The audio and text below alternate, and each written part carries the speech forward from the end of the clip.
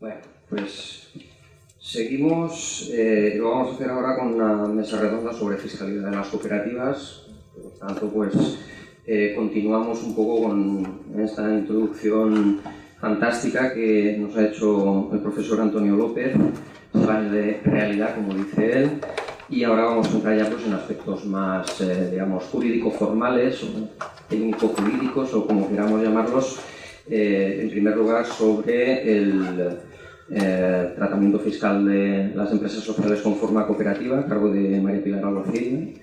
Bueno, en fin, pues no hace falta que yo la presente porque, en fin, pues conocida por, yo creo, todos los que estamos aquí, catedrática de Derecho Financiero y Tributario de esta facultad y, bueno, pues con una acreditada trayectoria sobre el régimen fiscal de economía social y muy en particular del régimen fiscal de cooperativas.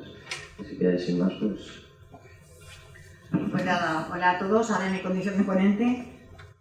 Yo, bueno, la verdad es que cuando diseñamos estas jornadas las diseñamos pensando en, bueno, como era el cierre del proyecto, un poco transferir a la sociedad algunas de las conclusiones a las que hayamos llegado en el proyecto y había que elegir temas para tratar, ¿no? Como he comentado antes. Entonces, bueno, pues yo entre los temas que he trabajado he elegido este por ser el más, digamos, un tema que me parece importante y es bueno, en el que yo haya trabajado, digamos, más en solitario. Aunque cuando digo que trabajo en solitario, no quiero decir que haya trabajado, mi trabajo sea el único, ni innovador, ni original en todos sus extremos, porque yo me he basado en trabajos anteriores también, ¿no? El tema de las empresas sociales con forma cooperativa es un tema que se enlaza directamente con el tema de las cooperativas sin ánimo de lucro y de las empresas de inserción sociolaboral. Entonces, y ambos temas, en su vertiente fiscal, habían sido tratados por trabajos anteriores, uno de Marta Montero, si no recuerdo mal, en el año 2010, pero podría equivocarme, no hay mucho caso con esto de la fecha. Marta Montero trabajó el tratamiento fiscal de las cooperativas sin ánimo de lucro y luego otro trabajo de Pilar Bonet, aquí a mi izquierda, que trabajó el tema del régimen fiscal de las empresas de inserción sociolaboral. Con lo cual, estos son básicamente los trabajos que preceden el mío. Y yo he basado he partido de la base de ese trabajo para construir algo más allá. Y entonces, de ahí centrarme ya en las empresas sociales con forma cooperativa como fórmula específica para ver el tratamiento fiscal. En ese sentido, bueno, pues el trabajo se insertaba en ese trabajo previo, digamos. Bien, la pregunta que me formulaba también, un poco como la que se formulaba Antonio, y claro, todo en el marco del proyecto que era los actores normativos y de políticas públicas en materia de economía social, bueno, pues si el régimen fiscal, que era lo que a mí me tocaba, estaba incentivando o penalizando la fórmula cooperativa como modalidad de empresa social, ¿no? Y específicamente yo me planteaba el tema del impuesto sobre sociedades, que es, digamos, mi área de, como dicen los ingleses, de expertise, ¿no? Porque aquí todos los de Derecho Financiero nos repartimos un poco los tributos, que ya son muchos, y entonces sobre todo yo me dedico al impuesto sobre sociedades y es donde más me he dedicado en este trabajo.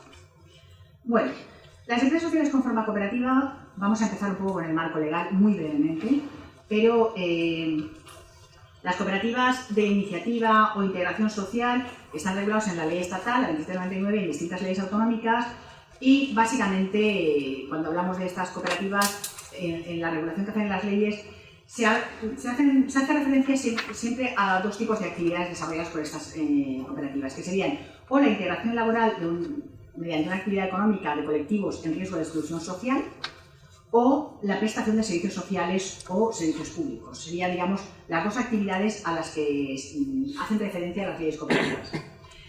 Normalmente se habla de cooperativas de integración social, de iniciativa social, de servicios sociales y también tenemos las cooperativas de servicios públicos. Serían las tipologías de cooperativas, de fórmulas de empresa social con forma cooperativa que yo podría aislar. Y normalmente por, digamos, la categoría o especie de cooperativas hablaríamos de cooperativas fórmula trabajo asociado o cooperativas fórmula cooperativa de consumidores o usuarios. Entonces, y por otro lado, las leyes cooperativas también nos establecen los requisitos necesarios para que estas cooperativas a su vez tengan la condición de entidad sin ánimo de lucro, de cooperativas sin ánimo de lucro. Dejando en este momento el debate sobre si las cooperativas en general tienen ánimo de lucro o no lo tienen, ¿no? Digamos, esto sería una cualificación adicional a las cooperativas de carácter mutualista normal, para que nos entendamos. Yo voy a centrarme en la Comunidad Valenciana, pero la verdad es que las conclusiones podrían extrapolarse a cualquier ley del Estado, prácticamente. Pero tenía que centrar en alguna ley y como estamos en Valencia, pues me centraré en esta. Entonces tenemos aquí las cooperativas tipo que constituían empresa social, serían las cooperativas de integración social, fundamentalmente. Tenemos que podrían ser cooperativas, como igual que en el marco general hemos visto, o de trabajo asociado o de consumidores y usuarios. Y también la propia ley ya prevé que en esta cooperativa pueda ser socio una entidad pública que es la responsable del servicio social que en su caso prestaría la cooperativa, con independencia de que esa cooperativa que presta ese servicio social fuera una cooperativa de consumidores usuarios o una cooperativa de trabajo asociado, ¿no? Luego tenemos también los requisitos, en la ley cooperativa valenciana, tenemos también los requisitos para que una cooperativa no sea cooperativa no lucrativa. Tenemos una serie de requisitos respecto a la no lucro, que son típicos, como continuidad de retornos, o gestión limitada, etc. Pero me interesa centrarme en la tipología, digamos, en qué clase de cooperativas está pensando el legislador cooperativo para calificarlas como cooperativas sin ánimo de lucro. Y serían aquellas que desarrollan una función social, que acrediten que desarrollan una función social, porque mejoran la calidad y condiciones de vida de las personas. Y se consideran, en todo caso cooperativas no lucrativas, que sería el género, las que acrediten ese mejorar la calidad de vida de las personas, y se considera que ya queda aprobada esa condición en el caso de aquellas que se dediquen a la prestación o gestión de servicios sociales, educativos, culturales, artísticos, deportivos, o de cualquier otro de interés colectivo o titularidad pública, que esto también enlaza con la ponencia que después vendrá en la mesa redonda siguiente sobre las cooperativas de servicios públicos, o aquellas que se dediquen a la integración laboral de personas que sufran cualquier clase de exclusión social o que tengan como finalidad superar situaciones de marginalidad social. Como vemos, coincide un poco la tipología de las cooperativas de integración social con las cooperativas sin ánimo de lucro. Sería un poco, o sea, aquellas cooperativas de integración social ya son consideradas, digamos, como miembros natos del colegio de cooperativas sin ánimo de lucro. Sí, en la ley valenciana prevé que haya otras cooperativas sin ánimo de lucro porque se destinen a mejorar la calidad y condiciones de vida de las personas y, por tanto, desarrollar una función social, pero estas ya las consideran miembros natos de ese colegio y estas están llamadas a ser calificadas como entidades como cooperativas sin ánimo de lucro si se cumplen determinados requisitos adicionales en cuanto a su forma de funcionamiento y piden esa calificación. Entonces, estos son los requisitos a los que yo hacía referencia, que son similares en todas las leyes cooperativas, y bueno, pues a una actividad de carácter social, ausencia de ánimo de lucro, no reparto de los retornos, en fin, digamos que esto tiene menor importancia en la medida en que, bueno, claro, desde mi punto de vista, quizá para la audiencia sí, en la medida en que los requisitos son muy parecidos a los que todo el sistema jurídico español, sus diferencias, pero dentro de los mismos estándares, para que nos entendamos, para calificar la entidad como sin ánimo de lucro. Tanto a nivel jurídico como a nivel fiscal. A nivel fiscal también tenemos requisitos parecidos para la calificación de las entidades sin ánimo de lucro o de las entidades privadas de carácter social en el IVA, etc., ¿no? Entonces, en ese sentido, esto sería menos significativo. Luego tenemos la regulación de las empresas de inserción. Aquí hemos comentado que, bueno, yo la verdad que no lo he dicho, pero bueno, estamos trabajando, nosotros en el proyecto hemos trabajado con un concepto de empresa social que, bueno, pues se alinea con las definiciones de empresa social de la Unión Europea y de la mayoría de los estudios científicos al respecto, que serían empresas pues, que se dedican con determinadas características de funcionamiento interno, ¿vale? Que con esas determinadas características dedicarían su actividad fundamentalmente a estas dos cosas que hemos comentado antes, o a prestar servicios a la persona de carácter social o asistencial, o incluso algunos servicios de mejora de la calidad de vida, no necesariamente asistenciales, pueden ser deportes, sanitarios, etc., o a la integración sociolaboral de personas en riesgo de exclusión o de marginalidad social. En ese sentido, partiendo de ese concepto de empresa social, las empresas de inserción son el prototipo de empresa social en todas las definiciones científicas que se están manejando, los que se llaman los WISE, ¿no? Las empresas de inserción de los trabajadores. Entonces, bueno, pues había que mirar este tipo de empresas qué regulación tenía. Y yo quisiera resaltar aquí el hecho de que en la Ley 44/2007, las empresas de inserción, pues en estos requisitos uno de los primeros, lo digo porque es que tiene relevancia fiscal, es que estén promovidas y participadas por una o varias entidades promotoras a las que se refiere el artículo siguiente. Y cuando la empresa de inserción sea una sociedad cooperativa o una sociedad laboral, la participación de estas entidades promotoras tiene que estar dentro de los límites que la normativa reguladora de la sociedad cooperativa o de la sociedad laboral establece para los socios colaboradores asociados, o yo quiero imaginar que en el caso de las sociedades laborales se refería a los socios no de trabajo, pero a los socios no laborales, a los socios inversores, por decirlo así, ¿no? Porque allí no tienen colaboradores ni asociados, con lo cual me imagino que será eso. En todo caso, como las entidades promotoras, según el artículo 6 de la propia Ley 44/2007, serían, pueden ser entidades sin ánimo de lucro, asociaciones, fundaciones, siempre y cuando tengan como objeto social precisamente la inserción sociolaboral de estas personas en situación desfavorecida. Y que promuevan las empresas de inserción participando en ellas. No solamente las tienen que promover, tienen que participar en ellas. Con lo cual la ley prevé que una empresa de inserción siempre será una empresa que puede ser una cooperativa, puede ser una sociedad laboral o puede ser una sociedad limitada o una sociedad anónima. No hay ninguna, puede ser cualquier sociedad, pero que dentro de ella tenga un ente promotor que será una entidad sin ánimo de lucro y que ese ente promotor no solo la promueva, sino que esté dentro de ella, se inserte en ella como socio.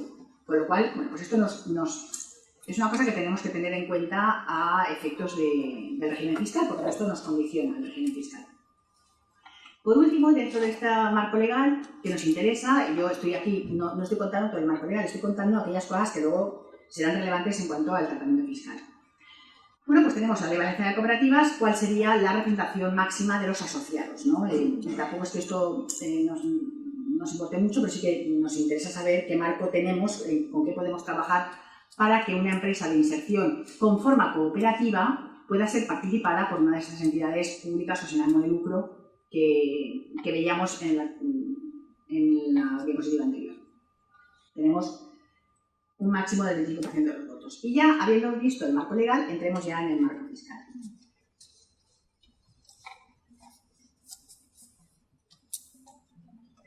Bien, voy a hacer tres esquemas, tres diapositivas en las que vamos a contar el marco fiscal de entidades no lucrativas, el marco fiscal de cooperativas, el marco fiscal de las empresas de inserción. Y voy a ser muy breve, ¿eh? No os preocupéis, que yo comprendo que no voy a entrar en muchos tecnicismos. Solamente quiero que se entiendan los grandes rasgos para que entendamos el problema que se plantea en el régimen fiscal, los problemas que se plantean en el régimen fiscal de estas cooperativas. En el régimen fiscal español, en el impuesto sobre sociedades español, tenemos un régimen fiscal para las entidades sin ánimo de lucro que se desdobla en dos regímenes fiscales distintos. Lo que yo siempre llamo el básico y el premium, ¿no? Porque tenemos el básico, que serían las entidades sin ánimo de lucro que están contempladas en la Ley del Impuesto sobre Sociedades, que es un régimen especial de la Ley del Impuesto sobre Sociedades, que, para definirlo, vamos a decir que sería el régimen que no puede aplicarse el premium, que sería el régimen de la Ley 49/2002. La 49/2002, que es la ley que regula el régimen fiscal de las entidades sin ánimo de lucro y del mecenazgo para estas entidades, y también desarrolla, por cierto, las entidades prioritarias de interés social a las que hacía referencia antes Antonio, como Jacobeo 90 y tantos o como la Liga de Fútbol, pero bueno, esto es otra cuestión, pero también se regula en la misma ley. En esta ley se contemplan aquellas entidades que van a ser dos cosas. Una, beneficiarias del régimen fiscal especial. Dos, beneficiarias del mecenazgo o de la sponsorización beneficiada fiscalmente.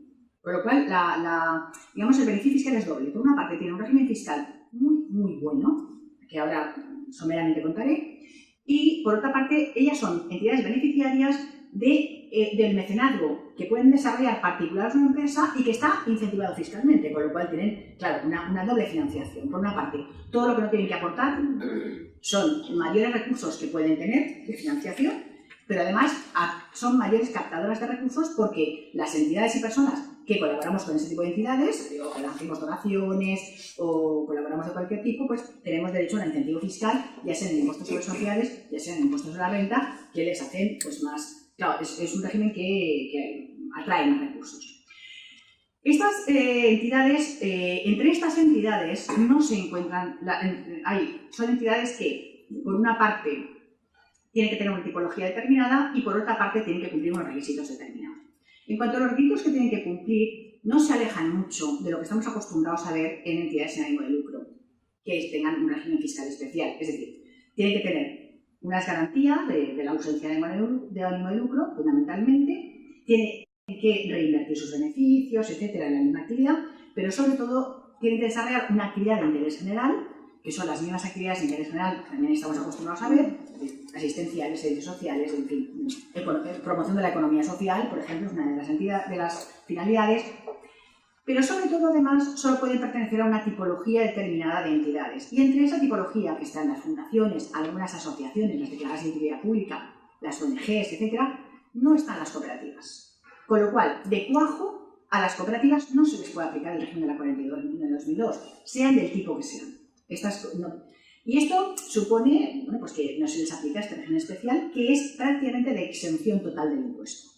Solo se paga un 10% de aquellas actividades económicas que superen el 10% del total de sus rentas y que además no tengan nada que ver con su objeto social.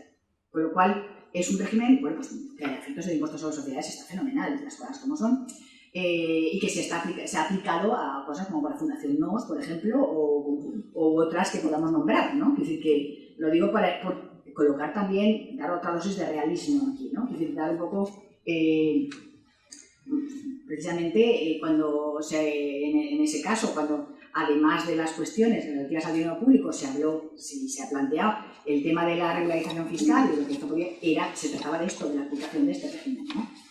Bien, entonces tenemos que ahí ya lo tenemos claro, que no nos lo podemos aplicar. La empresa social con forma cooperativa, esto no se lo puede aplicar, aunque no tenga ánimo de lucro, aunque desarrolle actividades de interés general, etcétera, etcétera. Vayámonos entonces al régimen de exención parcial. Este régimen es mucho menos favorable, muchísimo menos. Este régimen solamente tiene exención para las cuotas de los socios y poco más.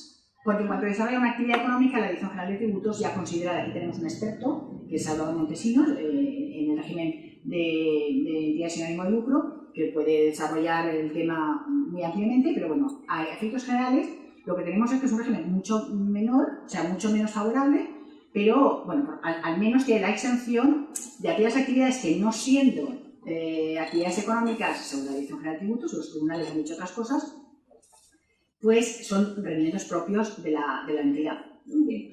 Bueno, pues este régimen sería el que en principio podríamos plantearnos aplicarnos, ¿no? Tenemos ahí, por ejemplo, las subvenciones estarían exentas, las donaciones también, es decir, que sí que tendríamos ahí una serie de actividades que sí que las cooperativas que desarrollen actividades de carácter social pueden tener, como son donaciones, subvenciones, etcétera, pues tendrían ahí, la verdad, un tratamiento de exención que puede acomodarse bastante a su forma de funcionamiento, porque estas empresas sociales pues funcionarán en parte con las contraprestaciones de los clientes, por decirlo así, pero funcionan también mucho con donaciones y con subvenciones, con lo cual ese tratamiento se adecua bastante a estas empresas. Y luego tenemos el marco fiscal de cooperativas, del que ya nos ha hablado Antonio esta mañana, que efectivamente tenemos cooperativas protegidas y especialmente protegidas. Antonio nos ha levantado un poco algo de esto, yo quisiera hacer hincapié en algo. Nosotros hicimos un trabajo precisamente para CEPES, en el que analizamos pues cómo estaba incidiendo el régimen fiscal en las cooperativas y en qué medida había un beneficio fiscal real a nivel micro del régimen fiscal de cooperativas en relación con una sociedad limitada que fuera una pyme, por ejemplo, y una sociedad limitada que no fuera pyme. En aquel momento en el que el tipo de medio de gravamen era, el tipo nominal de gravamen del impuesto sobre sociedades era del 35%, ya llegamos a la conclusión de que en las cooperativas protegidas había cierta mejora del nivel de tributación, que en ocasiones podía haberse desvirtuado porque los requisitos para poder acceder al régimen eran muy limitantes, y que donde sí que efectivamente había una diferencia apreciable del nivel de tributación eran las cooperativas especialmente protegidas. De hecho, estas conclusiones se confirmaron cuando hicimos otro trabajo para las cooperativas agroalimentarias entonces, en las que hicimos un sondeo sobre cuáles de ellas estaban tributando, a qué hicimos una revisión bastante amplia de la fiscalidad de las cooperativas agroalimentarias reales en España. Y Y entonces descubrimos una cosa que podía trasladarse a otro tipo de cooperativas, pero que aquí era claro, y es que determinadas cooperativas, las cooperativas agroalimentarias, cuando no eran especialmente protegidas, muchas de ellas optaban por no ser protegidas, porque el diferencial ya no les valía la pena para cumplir esos requisitos a los que hacía referencia. Con esto quiero decir que me baso en algo real, en estudios reales, para decir que donde tenemos realmente un diferencial de tributación es en las cooperativas especialmente protegidas, con lo cual esto es lo que nos va a dar el criterio para saber si el régimen fiscal está funcionando o no, en la medida en que se pueda, o sea, que realmente hay un régimen fiscal, llamémosle favorable o más adecuado cuando hablamos de cooperativas especialmente protegidas. En las meramente protegidas hablamos de algo muy ligero. Bien, pues entonces tenemos que, ¿y por qué es esto? Pues por el efecto de la bonificación de la cuota del 50%. El efecto del tipo de gravamen de operaciones con socios al 20% es, en este momento ya casi es inapreciable. Cuando estábamos hablando del 35% era apreciable pero poco significativo. En este momento es muy, muy ligero. Entonces, el efecto de verdad, el impacto en la tributación de la cooperativa se ve en la bonificación de la cuota del 50%. Ahí es donde se ve. Bien, este marco fiscal de cooperativas está pensado, por supuesto, para cooperativas de carácter mutualista. Todas las cooperativas son mutualistas, quiero decir, porque forma parte de la esencia de la cooperativa. Pero las cooperativas sin ánimo de lucro, las cooperativas de integración social o las empresas sociales con forma cooperativa, hay, desde mi punto de vista, hay un poco, iba a decir dos almas, pero esto no es verdad, ¿no? En realidad lo que quiero decir es que se superponen dos tipos de valores, el valor mutualista y también el valor de interés general. Se superponen los dos, desde mi punto de vista. Hay quien opina, y yo discuto con algunos colegas extranjeros sobre este tema, que las cooperativas de empresa social son solo de interés general. No, yo pienso que también tienen un funcionamiento mutualista. Aquí tenemos a Gemma Fajardo, que luego puede arbitrar algo aquí, pero a mí me parece que hay que tener en cuenta que estas cooperativas tienen esos dos valores añadidos. Por una parte, funcionan como ayuda mutua para sus socios, ya sean de trabajo, ya sean de consumo, pero también tiene este interés general y que como tal interés general esto se tiene que contemplar. Bien. Luego tenemos las empresas de inserción. ¿Cuál es el régimen fiscal de las empresas de inserción? Ninguno. La empresa de inserción se aplicará al régimen que le toque por su forma jurídica. Si es una sociedad limitada, se aplicará al régimen general. Si es una cooperativa, se aplicará lo que le toque a las cooperativas. Si es una fundación, se le aplicará al régimen que le toque a la fundación. No tiene ninguna especialidad, salvo algún beneficio fiscal que se aplica a centros especiales de empleo o empresas de inserción, en impuestos sobre sociedades, por ejemplo, en cuanto a contratación de discapacitados. Pero como tal forma jurídica no tiene ningún incentivo. Con lo cual, si yo aquí cito tu trabajo, Pilar, porque pues analiza muy bien este aspecto de la necesidad de contemplar a estas empresas, que además son, digamos, pues un poco la punta de lanza, la que abre las trincheras en materia de asistencia social, y que, bueno, pues que habría que empezar a reflexionar sobre ellas. Pues bien, sí que hemos detectado algunas barreras fiscales en el impuesto sobre sociedades en las empresas sociales con forma cooperativa. ¿Cuál sería el régimen? A ver, el régimen de entidades sin finalidad lucrativa sería aplicable a las empresas sociales con forma cooperativa. Pues no.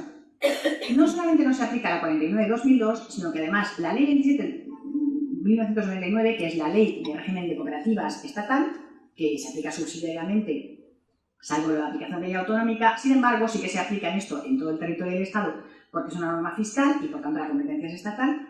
Y en la disposición adicional 9ª nos dice: las cooperativas sin ánimo de lucro tributarán por la ley 2090 y excluye absolutamente la posibilidad de que tributen por el 101 y siguientes de la ley del impuesto sobre sociedades.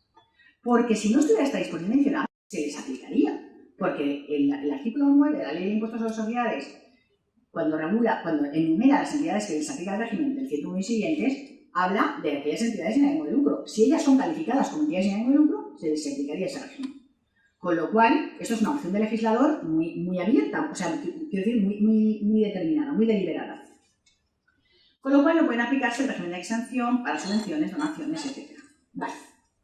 Que luego además no se les aplica, por supuesto, la 49/2002. Con lo cual, ¿qué efectos tiene que no se les aplique la 49/2002? No solo no se les aplica el régimen de exención, sino que no pueden aplicarse el régimen de mecenazgo. Y estamos hablando de unas empresas que tienen una dificultad extrema para acceder a financiación. O sea, es un poco por seguir la metodología que esta mañana hacía Antonio. Si ya tenemos que las pymes tienen dificultades de financiación, las cooperativas tienen dificultades de financiación, sean pymes o no pymes, pues las empresas sociales ya tienen mayores dificultades de financiación todavía. Pues a estas empresas con esas dificultades se les veta una de las vías posibles, que es la financiación mediante patronazgo, mecenazgo, sponsorización, como lo queráis llamar, que es lo que intenta incentivar la Ley 49 de 2002. Pero es más, imaginaos que lo tengan, que tengan donativos. Bueno, pues esos donativos, en la medida en que no están contemplados en la Ley 2090 como un ingreso cooperativo, tributaría al tipo general, como ingreso extracooperativo, es decir, penalizado como un ingreso, digamos, penalizado por el impuesto. O sea, un sinsentido que desde luego el legislador yo creo que no tuvo en cuenta, porque no tiene mucho sentido que los donativos para desarrollar actividades de interés general tributen en una cooperativa de interés general como si fueran rendimientos con clientes de una cooperativa totalmente mutualista. Y aquí llegamos al punto, y es que el punto es que estamos tratando a estas cooperativas como si fueran entidades meramente mutualistas sin ningún elemento de interés general. Estamos desconociendo absolutamente ese elemento.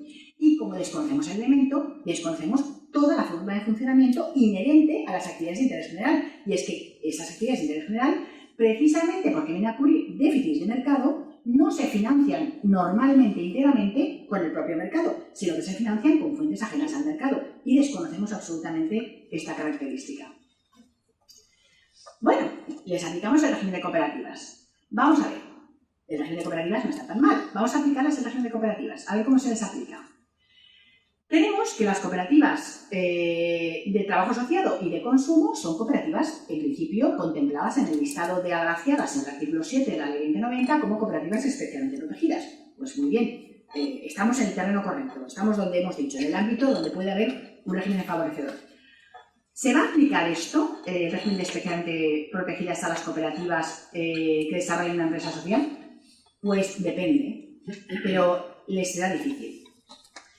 Por ejemplo, en las cooperativas de trabajo, el requisito que marca el artículo 8 es que asocien únicamente a personas físicas que desarrollen su trabajo para producir en común bienes y servicios para terceros. Esto, bueno, ya tenemos consultas de la DGT en el sentido de que ni un colaborador, ni una persona jurídica, ni una fundación, ni una entidad pública pueden participar en una cooperativa de trabajo asociado porque inmediatamente pierden la condición especialmente protegida.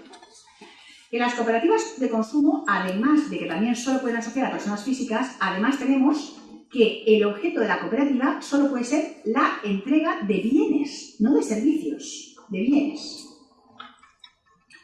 Con lo cual, las cooperativas de trabajo y de consumo solo pueden tener socios individuales, personas físicas, que sean lo que se llaman socios cooperativistas. Ninguna otra fórmula de socio, ninguna otra categoría de socios, que se dan en todas las cooperativas, que no son fórmulas extrañas al funcionamiento cooperativo, sino forman parte inherente de ese funcionamiento. Con lo cual tenemos que no serán cooperativas especialmente protegidas que desarrollen una empresa social, aquellas que tengan entre sus socios empresas que quieran poner allí capital riesgo. Con lo cual, no solamente las hemos privado de la financiación en forma de donativos, sino también la financiación en forma de entidades que pongan capital riesgo dentro de la cooperativa. Pero tampoco pueden ser las empresas de inserción sociolaboral que necesariamente tienen que ser participadas por un ente público o una entidad sin ánimo de lucro, ya están absolutamente excluidas del régimen especialmente protegidas por incumplir ese requisito. También excluimos aquí todas las cooperativas que presten servicios públicos por cuenta de entidades públicas en las que quieran participar, como por ejemplo las cooperativas de servicio público o las cooperativas de integración sociolaboral que pueden ser participadas por entidades públicas, como hemos visto antes, ¿no? Las cooperativas de servicios sociales. Además, en las cooperativas que son de consumidores o trabajadores, tampoco tenemos la posibilidad de integrar socios e incluso personas físicas que desarrollen otra actividad que no sea la típicamente cooperativizada. Por ejemplo, pueden ser empresas que formen parte del entorno de la cooperativa, pero que no sean sus clientes, por decirlo así, sino que sean proveedores, distribuidores, etc. O socios que puedan ser voluntarios, pero que no sean trabajadores, u cualquier otra forma innovadora de cooperativismo queda excluido de de la cooperativa especialmente protegida. Y esto es muy grave en las cooperativas en redes sociales porque casi todas ellas son, bueno, casi todas ellas no, pero ahí abundan mucho las fórmulas innovadoras de cooperativismo. Además, en las cooperativas de consumo que están especialmente protegidas son solo las que entregan bienes, no las que prestan servicios. Con lo cual, excluimos la fórmula de cooperativa de integración social o sociolaboral o de iniciativa social que consista en cooperativa de usuarios, porque normalmente la empresa social con fórmula cooperativa, cuando tenga la fórmula de empresa de consumo, lo que hará será prestar servicios a los socios, no venderles cosas a los socios. Con lo cual, también aquí tenemos que quedarán excluir, aunque esa empresa de consumo, aunque esa cooperativa de consumo no tenga entre sus miembros a una persona jurídica, o aunque no se ve ninguna de las circunstancias que hemos visto ahora, si es una cooperativa de usuarios y no de consumidores, también perderá la calificación de especialmente protegida. Y es, sin embargo, la fórmula especialmente idónea, ¿no? Luego, en las cooperativas de trabajo asociado tendremos que, en la medida en que, sobre todo aquellas de inserción sociolaboral, las empresas de inserción sociolaboral en este país se contemplan en la Ley 44/2007 sobre todo como empresas de transición. Nosotros deberíamos integrar como socios cooperativistas también a los beneficiarios de los itinerarios de inserción, aunque sean temporales, como socios temporales, porque en caso contrario tendríamos que hacer la separación de resultados de la que hablábamos antes y por la parte en que estén los socios, que estén los beneficiarios de los itinerarios de inserción, habría que tributar a un tipo incrementado, porque se consideraría resultado extracooperativo, a pesar de que son los beneficiarios de la actividad de la cooperativa. No sé si me estoy explicando.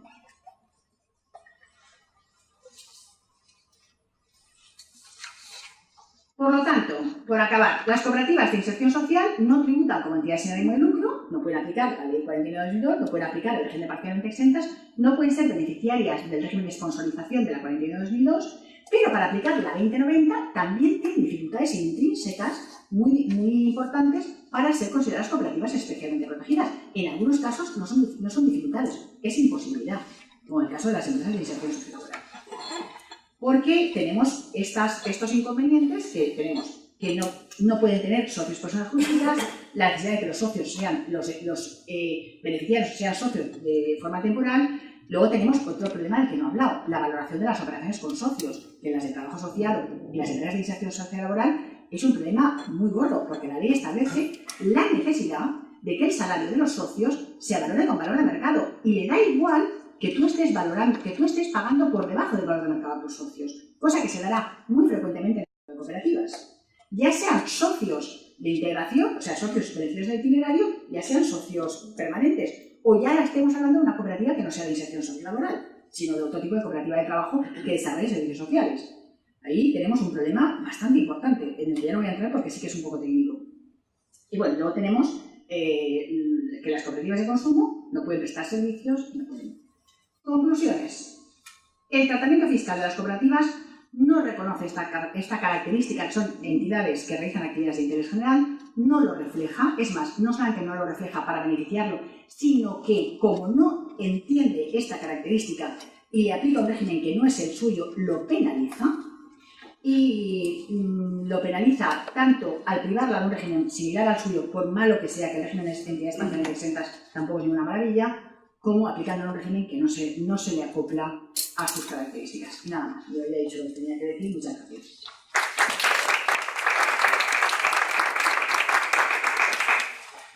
Bueno, pues gracias por tu brevedad, Pilar, porque así vamos recuperando el tiempo no perdido, pero sí los retrasos los vamos compensando. Y pues no sé si pasamos ya a la intervención de Pilar o si hay alguna pregunta, digo, para ahora que está la explicación fresca, luego. Bueno, pues a continuación nos hablará de la fiscalidad de cooperativas de viviendas María Pilar Bonet, que es también profesora titular del Departamento de Derecho Financiero y Tributario. Bueno, pues como Pilar también acredita una ya dilatada trayectoria en el abordaje de temas relacionados con la fiscalidad de entidades de economía social, pues hemos podido ver alguna referencia, algún trabajo suyo precisamente sobre el inexistente régimen fiscal de empresas de inserción como tal. Y bueno, pues conoce también en los últimos tiempos el trabajo también este tema de las cooperativas de viviendas y nos hablará ahora de todos los aspectos fiscales, digamos, transversalmente, tanto en imposición directa como en imposición indirecta, supongo. Tiene la palabra Pilar. Muchas gracias, Alba. Yo voy a ir directamente al tema porque vamos un poco de tiempo, un poco apurados. Entonces, lo primero que tengo que decir respecto la ponencia es la fiscalidad de las cooperativas de vivienda. Lo primero que hay que destacar es que la consideración de empresa social de la cooperativa de viviendas, desde mi punto de vista, está muy clara en la medida en que la vivienda es un derecho fundamental de las personas, reconocido tanto por la Declaración Universal de los Derechos del Hombre del año 48 como en el Pacto Internacional de Derechos Políticos, Económicos y Civiles, o sociales, lo he dicho mal, y en la propia Constitución está como, no es derecho fundamental, pero sí es política que deben seguir los poderes públicos en la medida en que deben promover el acceso a una vivienda digna y demás. De manera que en un momento en el que el mercado, sobre todo después de la crisis económica que hemos pasado o que ha provocado ese disparatado aumento de los precios de la vivienda, ha producido una situación tan conflictiva, de forma que mucha gente se ha quedado sin viviendas. Realmente utilizar el modo cooperativo para el acceso a la vivienda es importante en la medida en que es el único modo en que se puede acceder a una vivienda económicamente accesible sobre todo para los sectores más desfavorecidos.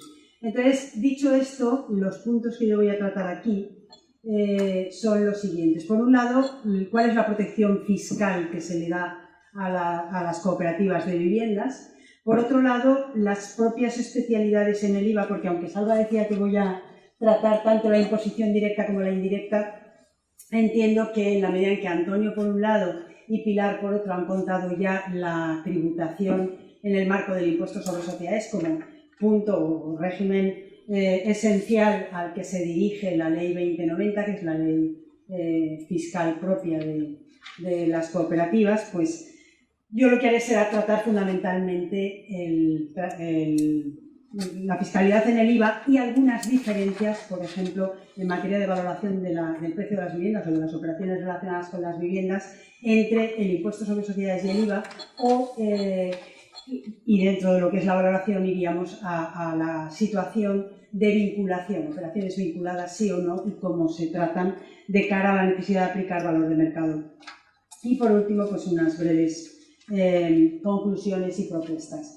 El régimen fiscal ya sabemos todos dónde está regulado y por lo tanto no me voy a detener, normas de ajuste técnico y normas de incentivo, evidentemente las de incentivo pues poniendo muy en duda ese efecto incentivador o realmente de protección, como ya se ha dicho y como lleva diciendo Pilar algo así desde hace un montón de años, no sé, como 2008, 2010 o por ahí.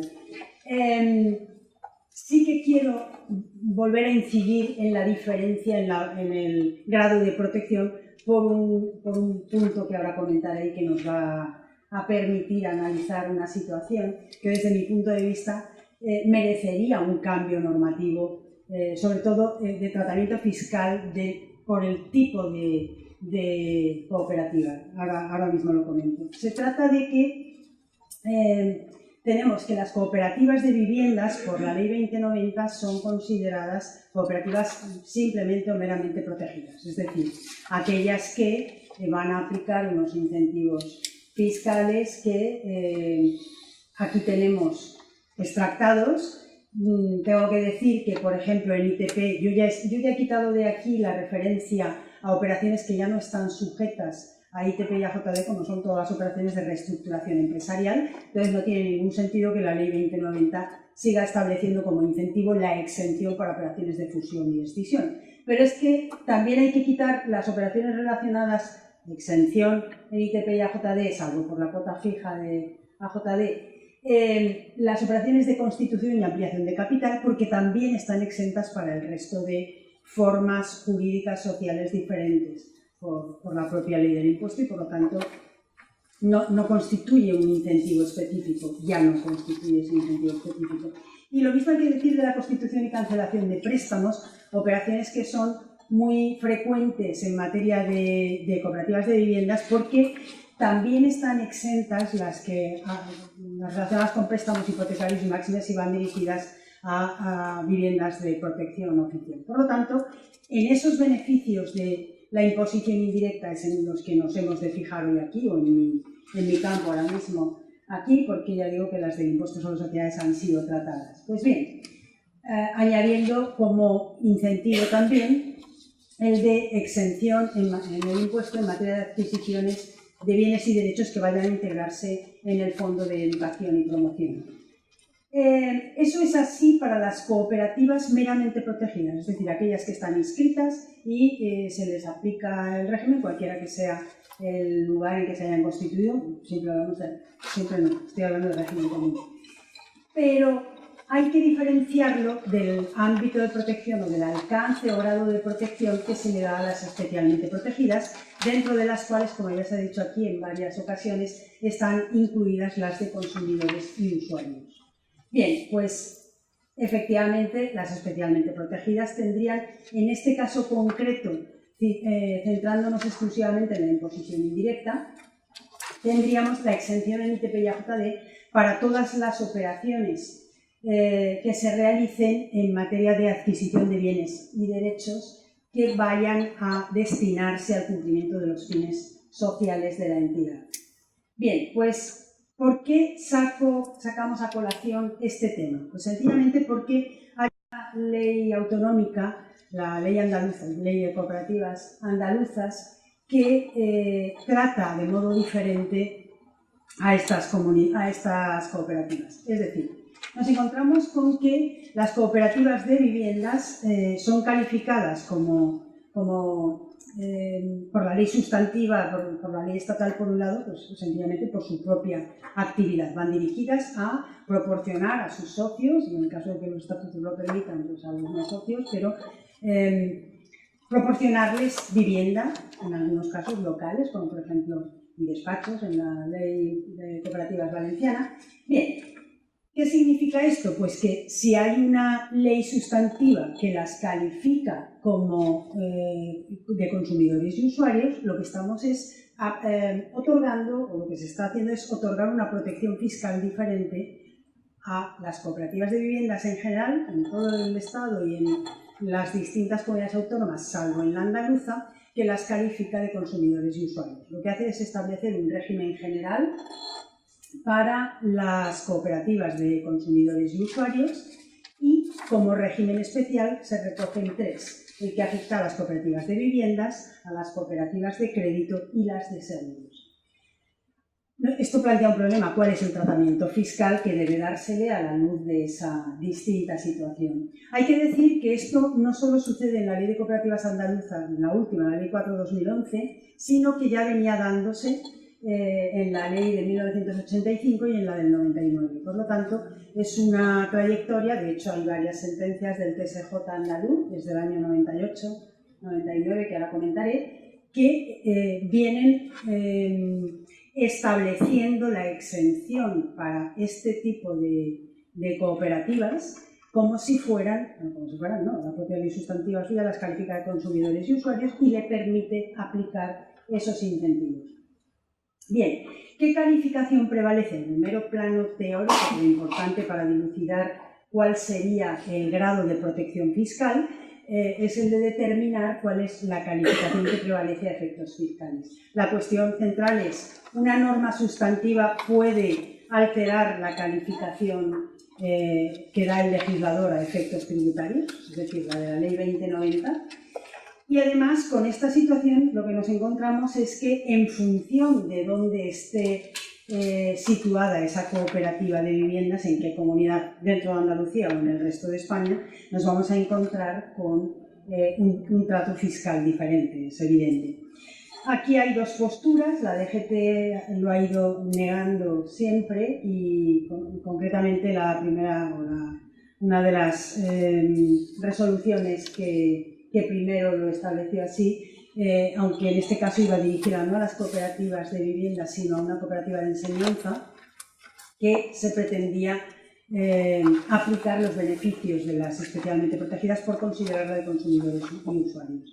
La DGT, como digo, lo niega y, en cambio, el Tribunal Superior de Justicia de Andalucía, en la sede de Sevilla, lo que hace es analizar la cuestión de fondo.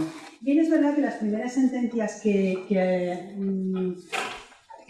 encontramos de este tribunal van referidas a la norma cooperativa anterior y al estatuto fiscal anterior, pero la única diferencia es que se establecía una exención total para todo tipo de operaciones y concretamente para la adquisición de inmuebles en los que la cooperativa de viviendas realizara su actividad.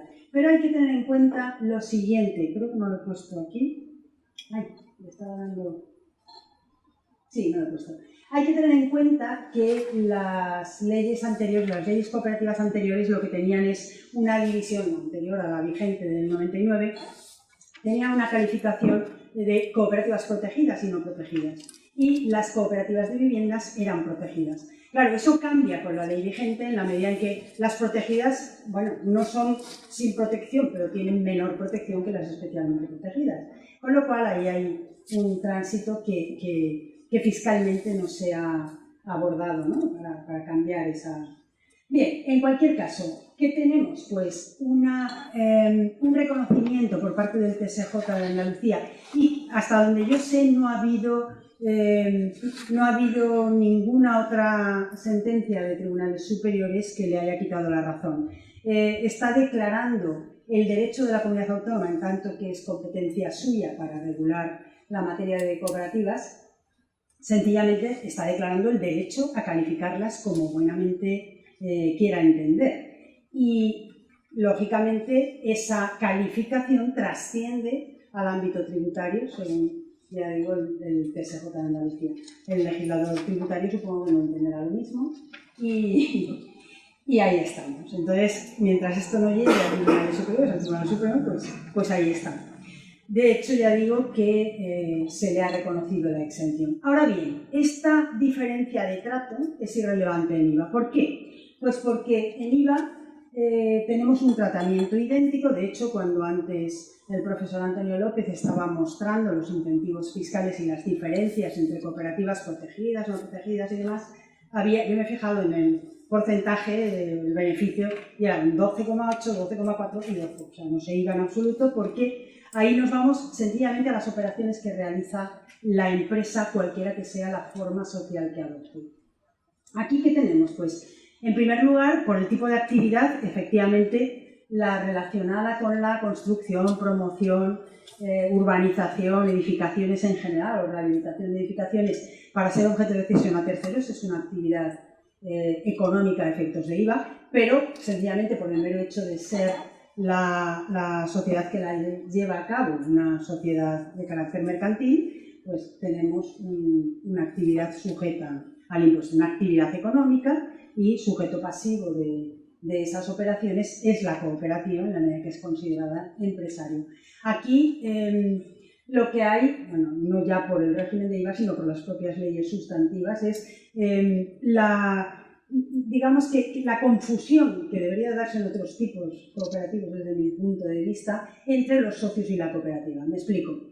Si la cooperativa es quien está llevando a cabo la construcción, la rehabilitación y demás y se lo va a entregar a los socios, el resultado de esa actividad, esa primera operación, digamos que lo que hace la norma es prescindir de esa dualidad que en otros casos sí que parece evidente. Los socios y la cooperativa son la misma cosa a estos efectos. De manera que, sencillamente, lo que iríamos es a analizar el gravamen en IVA en función del objeto de la cooperativa. Es decir, qué es lo que va a llevar a cabo como actividad económica, la construcción, la rehabilitación o cesión de uso o de arrendamiento. En cualquier caso, cabe también, según las leyes cooperativas, pues que haya otra modalidad en cuanto al objeto, que es la de prestación de servicios accesorios o complementarios. Si nos fijamos en la entrega en propiedad del resultado, ¿bien? ¿Sí? ¿O no? Sí.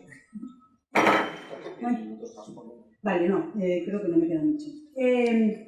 Bueno, tenemos que si es primera entrega está sujeta al impuesto y no le afecta ninguna exención y se grabará al 10 o al 4% en función de que sea una vivienda de precio libre o que tenga o que sea de protección oficial, de promoción pública o especial. Por lo tanto, tenemos ahí la calificación como elemento esencial. Segundas y posteriores entregas estarían exentas, si bien son renunciables, y en este caso, si hay renuncia, pues cabría la inversión de sujeto pasivo, no se va a dar porque el activo cooperativista va a ser normalmente persona física que no tenga la condición de empresario profesional, por lo tanto, salvo en el caso de despachos, locales comerciales y despachos, que ahí sí que cabría que se diera.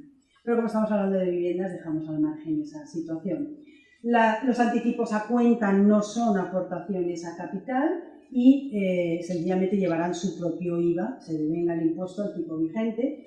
La base imponible está constituida por el importe total de la contraprestación y no debe ser inferior al coste. Si hay una fijación provisional del precio, habrá una rectificación posterior al mismo tipo de gravamen al que se hizo esa fijación inicial del precio.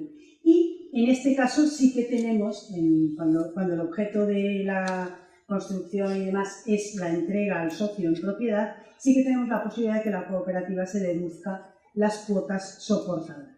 Esto no ocurre cuando hablamos de la forma de cesión o del objeto de la cooperativa, que es mantener la propiedad de los inmuebles pero cederlos en arrendamiento o en cesión de uso a los socios. En este caso nos encontramos con una operación exenta en IVA, en la modalidad de arrendamiento, que luego ha sido considerada por el Tribunal Supremo aplicable o subespecie del arrendamiento, esa cesión de uso, que si fuera cualquier cesión en sentido amplio tributaría a tipo general, pero el Tribunal Supremo ha declarado que es una modalidad del arrendamiento y por lo tanto exento en IVA, como ocurre con el arrendamiento normal. Habría diferentes opciones, como por ejemplo viviendas con opción de compra irían al 10 o al 4% en función del tipo de vivienda, y locales de negocio a tipo general. Y por último, las actividades de prestación de servicios complementarios, que normalmente asumen también muchas cooperativas, como por ejemplo realizar actividades de conservación, reparación, sobre todo gestión o administración en general. Bueno, pues aquí iría el gravamen en función del tipo prestado. En el caso de la administración de fincas iría al 21, si hablamos de actividades de rehabilitación iría al 10.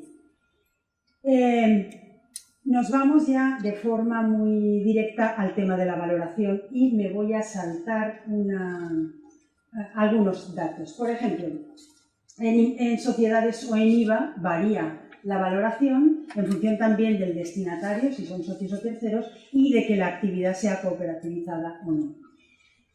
Por ir directamente a la conclusión, ¿aplicamos en sociedades el precio efectivo o valor de mercado? Es decir, ¿aplicamos el 15.3 de la Ley de Régimen Fiscal de Cooperativas o el régimen de las operaciones vinculadas de la Ley del Impuesto sobre Sociedades? Tenemos que, si hablamos de operaciones cooperativizadas con socios, se van a valorar por precio efectivo que no sea inferior al coste y en este caso debe incluir la parte correspondiente a los gastos generales que sean computables. Y esto se aplica a las de consumo, viviendas agrarias y de servicios, por lo tanto, como vemos, a las de viviendas. Si hablamos de no cooperativizadas con socios, existirá vinculación, habrá que aplicar el valor de mercado, siguiendo los métodos previstos por la Ley del Impuesto y cumpliendo sobre todo con las importantes obligaciones de documentación. Ahora bien, ¿qué ocurre con el tratamiento de la vinculación en el IVA? En principio, la base imponible del impuesto está definida por el importe de la contraprestación, tal como la define la ley, con unos conceptos incluidos y otros excluidos, y tenemos que siempre que haya una operación entre una cooperativa y sus socios, a efectos de IVA va a ser vinculada. Va a ser vinculada porque, sencillamente, por tratarse de una empresa que es sujeto pasivo del impuesto sobre sociedades, o por el hecho de ser una empresa o un empresario profesional que realiza una operación con socios. Pero vamos a tener diferencias en cuanto a cuándo se aplica el valor de mercado en el impuesto sobre el valor añadido. Se trata, por ejemplo, de estos supuestos. Yo no sé si poner casi directamente este cuadro que se ve mejor. Va a depender ya no solo del precio superior o inferior al valor de mercado, sino de la situación en que se encuentre el destinatario de la operación, en este caso los socios. Si hablamos de viviendas, como no tienen derecho a deducirse el IVA soportado, si el precio es inferior al valor de mercado, la operación hay que valorarla a valor de mercado. Pero si hablamos de cooperativas que aplican prorrata porque realizan operaciones que generan derecho a deducir y otras que no, pues aquí tendremos una situación diferente en la medida en que se incremente el IVA deducible para la cooperativa o no. Es decir, en función de que la operación que genere derecho a deducir el IVA soportado tenga una valoración superior al valor de mercado, con lo cual se está mejorando el porcentaje de IVA deducible. Y si no genera, se va a aplicar el valor de mercado cuando la operación se ha realizado por debajo de ese valor. También hay diferencias entre sociedades e IVA en el método de determinación del valor de mercado. No voy a entrar, sencillamente en IVA tenemos el coste, tanto para entregas como para servicios. Hay diferencias en la propia existencia de vinculación entre sociedades e IVA. Yo creo que me lo salto porque tenéis la documentación y no vale la pena entrar. Ya digo que siempre va a haber una operación vinculada en IVA y en cambio en sociedades, por ejemplo, tenemos un grado de participación entre operaciones socio-sociedad superior al 25%. Solo en actividades cooperativizadas en IVA da igual. Supuestos en los que hay que aplicar el valor de mercado, ya hemos dicho cuando se dan en IVA. Y en tema de documentación yo entiendo que no sería exigible la misma documentación obligaciones de documentación que están previstas para el impuesto sobre sociedades. En conclusión, ¿qué norma es competente, qué norma sustantiva es competente para calificar fiscalmente las cooperativas? Es decir, ¿podemos sostener esa postura o esa tendencia que ha manifestado el Tribunal Superior de Justicia de la Comunidad Andaluza? Yo entiendo que claramente sí, pero ya es una opinión particular, no sé. En cualquier caso, habrá que verlo a futuro, ¿no? Lo que sí que es impepinable es que la ley tributaria también es absolutamente competente y va a ser independiente a todos los efectos para otorgar un grado de protección que considere oportuno. Pero en este caso esa protección debería ser razonable en función de otros parámetros, no de la forma jurídica, no del tipo de cooperativa, y parámetros como sería el cumplimiento de un fin social o de razones de interés público. Estoy absolutamente de acuerdo con mis antecesores en el uso de la palabra en que la protección fiscal es absolutamente insuficiente y además en el caso concreto de IVA pues no le alcanza en absoluto. Como propuestas también estoy de acuerdo en que habría que revisar la ley 2090. En mi caso concreto yo calificaría bueno, claro, si nos decidimos porque el régimen no hay que mantenerlo, el régimen de la ley 2090, no tiene sentido que califiquemos de cooperativas especialmente protegidas a las de viviendas. Pero si se mantiene, sí tendría sentido esa opción. Y en IVA, en cualquier caso, creo que se debería aplicar el tipo superreducido, el 4%, para todas las cooperativas de viviendas, quizás con un límite que podría estar en un precio por metro cuadrado, pues con un límite sería razonable. Y finalmente eliminar la exención en IVA de los arrendamientos y de las cesiones de uso, porque al impedir deducir el IVA soportado para las cooperativas que realizan ese tipo de operaciones, están asumiendo un sobrecoste que no se corresponde con esa función que cumplen. Y nada más, muchas gracias por su atención.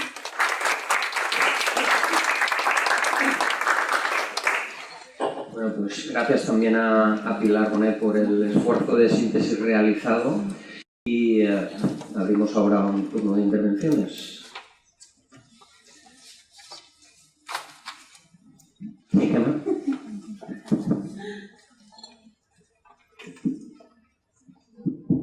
Una pregunta. Bueno, gracias a las dos por la claridad de la presentación, pero yo me pregunto una cosa. Me cuesta entender el sentido de que una cooperativa de viviendas tribute en el impuesto de sociedades.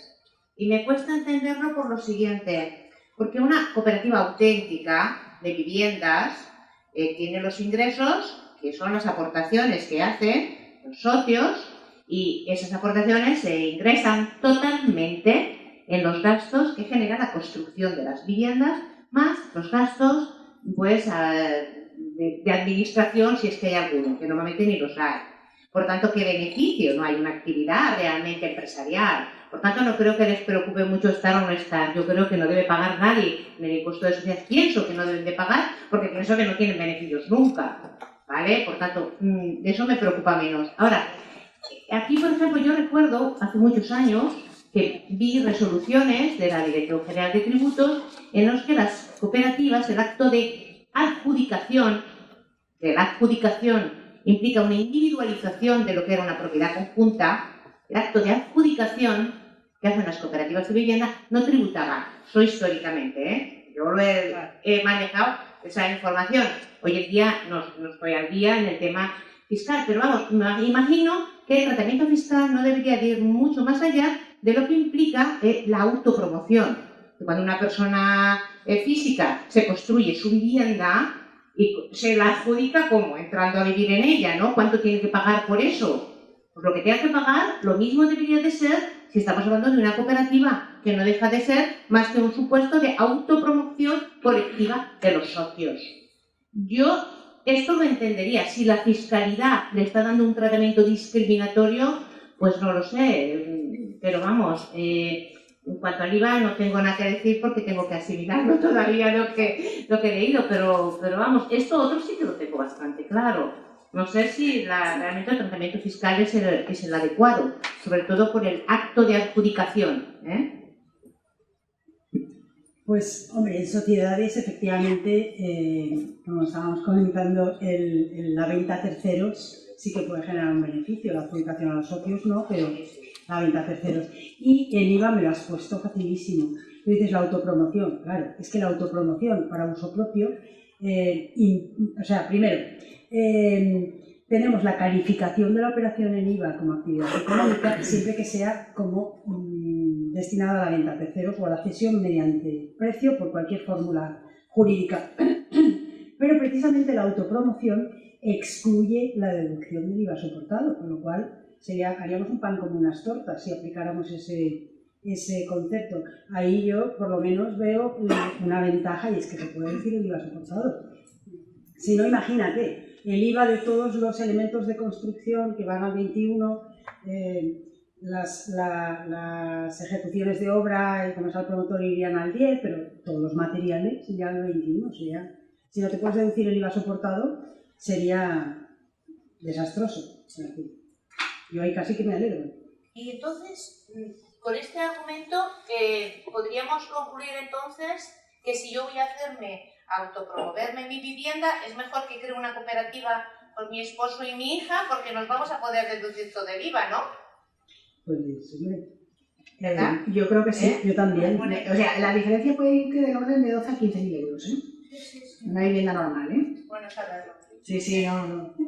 Lo sé, yo lo sé, y esos números los he hecho. Una cosa que quería comentar con respecto a esto que decías también, y es que es un tema que llama la atención porque es más que impuestos sobre sociedades. Y es el tema de la calificación de la cooperativa por la ley autonómica o por la ley fiscal. O sea, en materia de cooperativa de viviendas es un tema muy sangrante, porque, claro, al fin y al cabo, la interpretación que hace la Dirección General de Tributos de que la cooperativa de viviendas no es una cooperativa de consumo se basa en la ley de consumo y considera que la vivienda no es un bien de consumo, ¿no? Como si no la usáramos los consumidores, ¿no?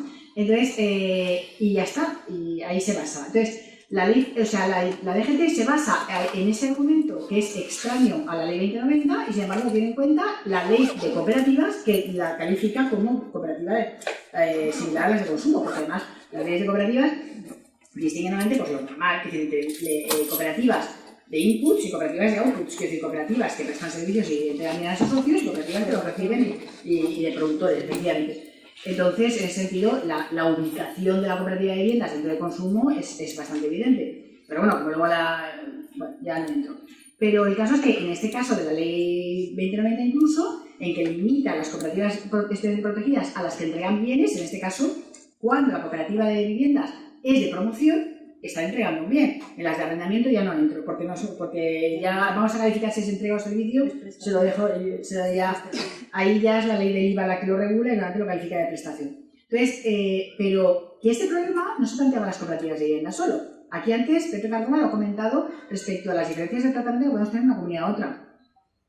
Por ejemplo, en las de trabajo ocurre lo mismo. En las de trabajo hay muchas leyes cooperativas que determinan que cuando la cooperativa de trabajo no supera un número de trabajadores, que suele ser del orden del 10%, no es mayor, un número de trabajadores respecto del total de socios de la cooperativa, pues eso, el 10%, ya no distinguimos entre los todos cooperativos y extracooperativos, sino que son todos cooperativos, ¿vale? Bueno, pues esta calificación, la DGT también, la pasa de ella, no la DGT, llega hasta el Supremo y el Supremo dice que no, que hay que estar a lo que diga la ley fiscal, pero es que la ley fiscal no dice eso. La ley fiscal habla de operaciones con terceros y la calificación de terceros la puede hacer la ley de autonomía. Quiero decir con esto que la competencia para regular el impuesto sobre sociedades, sin duda, igual que el IVA, sin duda es estatal. Esto está claro. Ahora, los conceptos que utilicemos para interpretar lo que dice la ley 2090 no tienen por qué decirlos la DGT, que están, o sea, hay lo que se llama la interpretación sistemática de todo el ordenamiento y entonces ahí nos tenemos que ir a lo que digan también las leyes cooperativas. De hecho, la propia DGT, cuando le ha interesado, ha utilizado los conceptos de las leyes cooperativas, con lo cual es un criterio que no desconocen. Entonces ahí es un tema interesante para distinguir entre, por una parte, la competencia normativa y por otra parte, los elementos de interpretación de las leyes estatales, porque además la ley 2090, si de algo adolece, es de falta de concreción en los conceptos que utiliza. Desde mi punto de vista, yo tengo la hipótesis de que como se repetía siempre a la Ley General de Cooperativas, que era una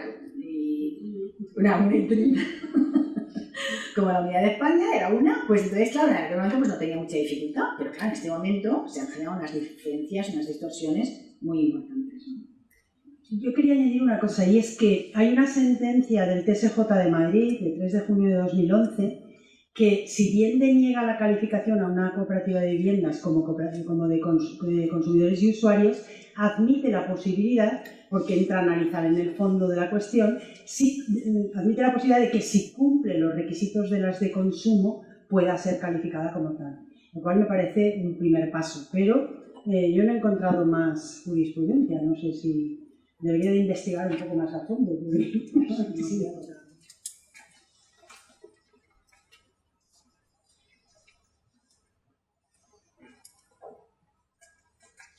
Bien, abundando en el tema que ha salido a colación y que tiene que ver con la cooperativa de vivienda en Andalucía y el resto de las comunidades, bueno, nosotros hemos venido allí por aportar algo al debate. Queríamos comentar, bueno, yo quería comentar lo siguiente. Como he dicho, se trata de algo que no está establecido en la ley de 2011 última, sino que viene prácticamente de la del 85. Y es porque desde Andalucía siempre se ha entendido que hay 3 grandes grupos de cooperativas. Porque lo importante aquí no es tanto la actividad que se realice, sino la forma en que el socio se relaciona con la cooperativa. Desde ese punto de vista, hay 3 relaciones cooperativizadas, que serían servicios, consumo y trabajo. A partir de ahí, todo lo demás se pueden hacer subgrupos, subespecies, pero mezclar lo que son esos grupos en función de algo estructural que tiene, digamos, una cierta categoría, por lo que simplemente la actividad que se realice es que igual son 11, como hay ahora, o 12, no sé cuántas son, pero podrían salir 300 o 400, como tantas como actividades hay, ¿no? Entonces, lo digo a propósito de que el hecho de que se establezca que la cooperativa de vivienda es un subgrupo de la cooperativa de consumo no es algo oportunista, es que obedece, digamos, a esa tesis de que todo es sumible en esos 3 grandes grupos, salvo una ligera excepción que en nuestro caso ya en la ley de 2011 pues, se ha establecido como cooperativas especiales, pero la mayoría, al eso, científicamente parece que es un criterio oportuno ese que no es de la actividad que se esté realizando. Bueno, pues sí, Yo, muy breve, ya nos vamos.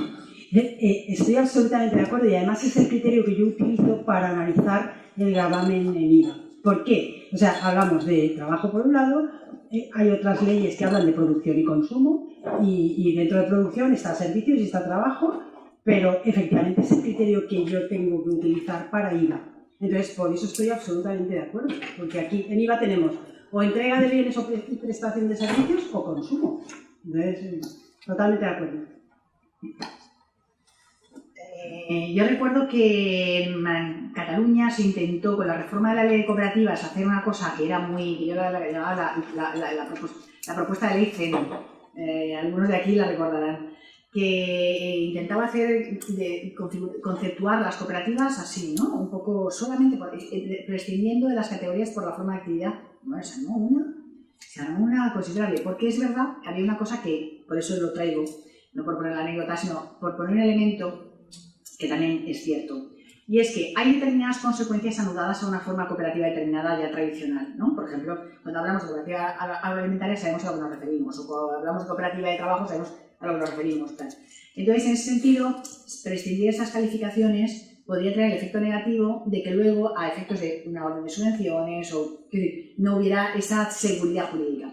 Desde mi punto de vista, la controversia se soluciona directamente utilizando las dos cosas, es decir, utilizando el criterio que tú comentabas, o sea, que cada cooperativa se ubique en una de estos tres tipos y luego, bueno, pues hay unas cooperativas que tradicionalmente ya se conocen, pues esos conceptos se utilizan, se acuñan y aquí para el día de gloria. Pero además hay una cosa, y es que trascendiendo esa división están las cooperativas con más de un lado.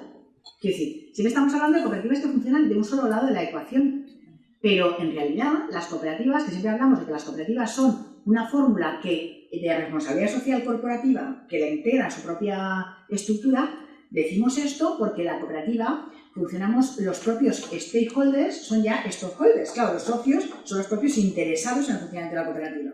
Y en ese sentido, este sería el fundamento de que hagamos la aseveración de que las cooperativas son una fórmula que ya integra la responsabilidad social corporativa en su seno. Pues, ¿qué forma más interesante de integrar a los interesados que integrarlos a todos los de todos los lados? Quiero decir, a los que son socios de consumo, a los que lo son de trabajo o a los que lo son de producción y que están todos interesados en que aquel sistema funcione. Y esto es lo que no se contempla en ninguna ley cooperativa. La posibilidad de que una cooperativa funcione por más de un lado. ¿Me explico? Y esto, y bueno, fiscalmente ya no os cuento, claro, ya habéis visto las limitaciones que hay para los socios, con lo cual esas cooperativas quedan totalmente penalizadas, ¿no? Al hilo de lo que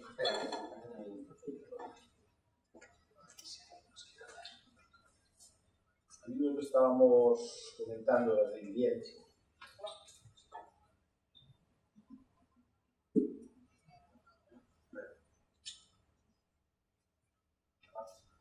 ahora sí. De lo de viviendas, de las cooperativas de viviendas, y sobre todo cuando hablábamos de beneficios, es verdad que presentan un dato curioso. Son las únicas de todos los tipos de cooperativas, en su conjunto. Una vez más, el conjunto a lo mejor dentro hay situaciones diversas, pero en su conjunto son las únicas que tienen valor añadido negativo. Es decir, que lo que reciben como ingresos es inferior a lo que pagan por consumos intermedios. Es decir, que venden las casas por debajo del coste, como regla general. Claro, porque ese es el objetivo. Ese es el objetivo, claro. Es el único supuesto de todos los demás tipos de cooperativas, en ninguno será específicamente. Otra cosa es que acaban teniendo rendimientos negativos, pero ya aquí es ya en el valor añadido, o sea, simplemente producción menos coste de productos intermedios. O sea que es verdad que es una figura peculiar y atípica, ¿no? Gracias por la explicación. Sí, sí. ¿Alguna pregunta más? Bueno, pues nada, creo que ha quedado acreditado, ¿no? Que conocen el régimen fiscal de cooperativas y en particular Pilar conoce el IVA algo y en profundidad algo que bueno, no abunda ni siquiera entre los que nos dedicamos al derecho tributario, porque el IVA a veces nos da pánico auténtico por un impuesto tan farragoso, aunque de una arquitectura tan bella. Sí. Muchas gracias. No sé, hacemos un breve descanso, pero o seguimos. Seguimos. Pues venga.